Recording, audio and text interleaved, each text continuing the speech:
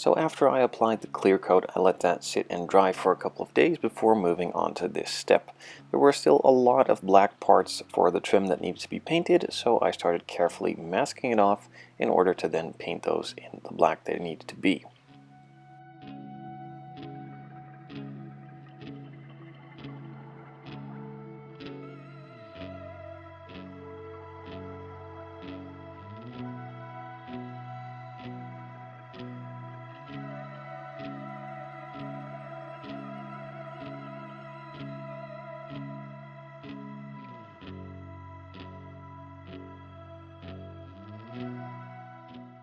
With it all now nicely masked off and ready to go, I moved it onto the spray booth and started applying 1 or 2 light coats of semi-gloss black.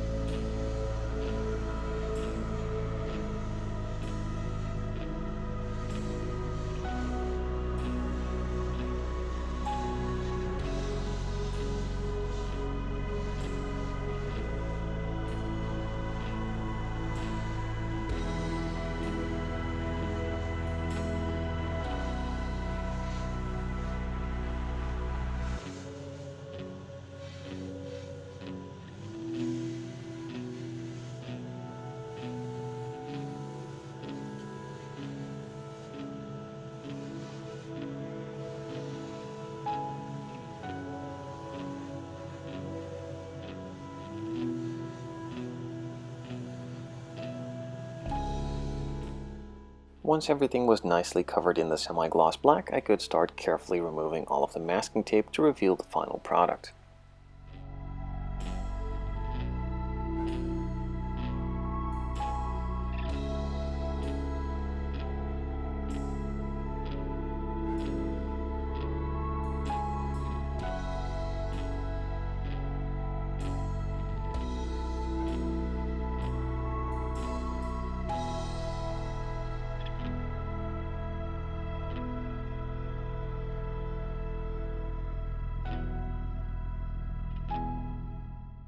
As you will have probably seen in the unboxing video, the clear parts I got in this kit were not really that great.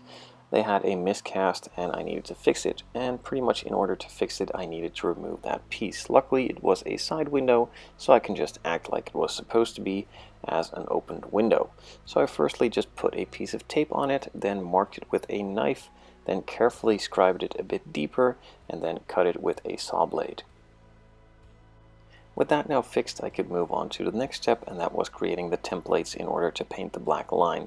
So I firstly just took out a pencil and drew the line around it, put some masking tape on top of it, then again drew that line so I could clearly see where I needed to cut, then carefully cut it all out and moved it to the spray booth.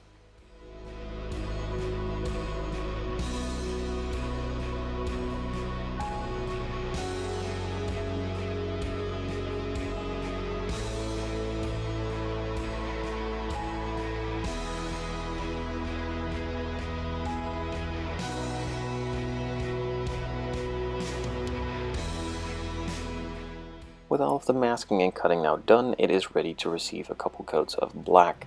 I chose some semi-gloss acrylic paint from Tamiya, as that doesn't really bite into the clear parts, and if it goes wrong I can easily remove it with some of their cleaners. So a couple of coats were applied, then I removed the masking tape on the rear portion of the glass and applied a couple of coats of smoke to tint the windows.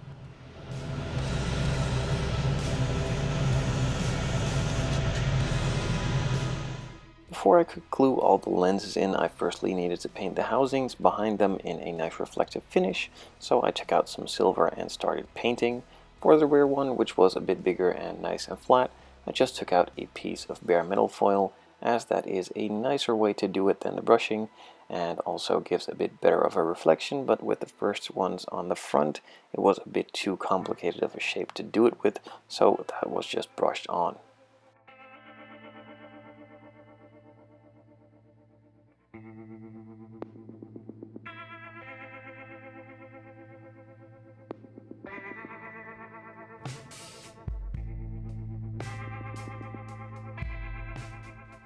With that all done, the panel lines received some Panelline accent color to make them a bit darker and recreate a sort of shade effect.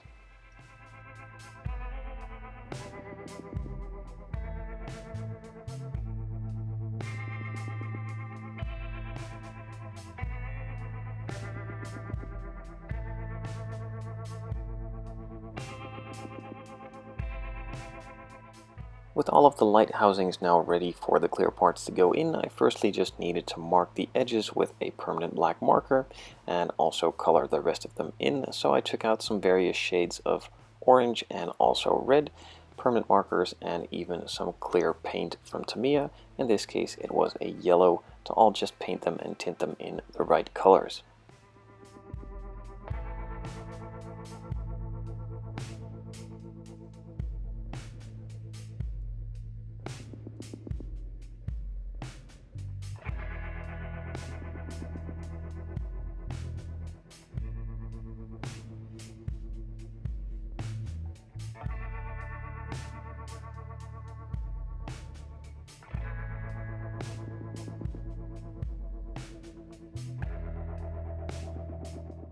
The clear parts are now pretty much all ready to go, so I took out some Super Gold Plus from Bob Smith Industries to glue them in place permanently.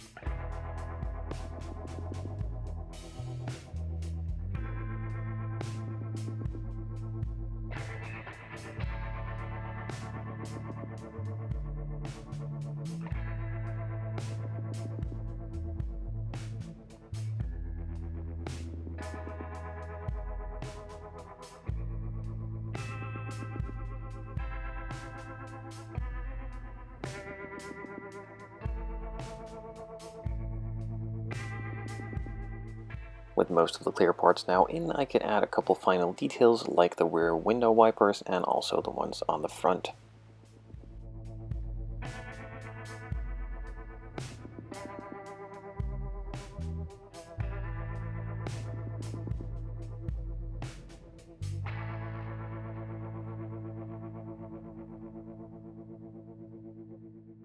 A couple more clear parts were glued in place. I also just added a couple more details with some permanent markers, added some black and some silver details on the rear, and the body is pretty much finished and ready to receive the chassis and interior.